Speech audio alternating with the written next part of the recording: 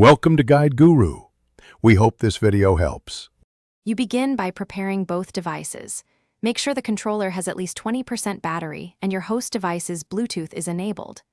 Put the controller into pairing mode by pressing the dedicated button or button combo for 3-5 seconds.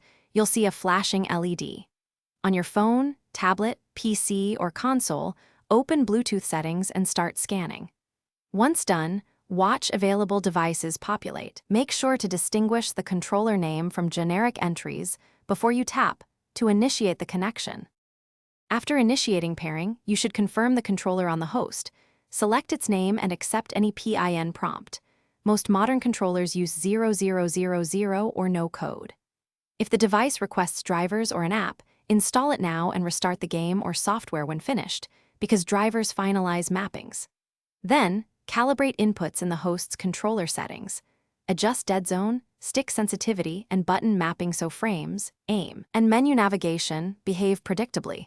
And test inputs in a quick training or finish by thoroughly testing every button, stick, and trigger in a quick game or diagnostic tool to ensure responsiveness. If connection fails or is intermittent, unpair the device, reboot both units, and repeat the pairing steps.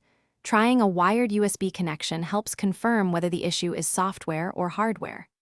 If problems persist, move closer to the host, disable other Bluetooth devices, and check for firmware updates for both controller and host, because updated firmware often fixes stability and compatibility issues.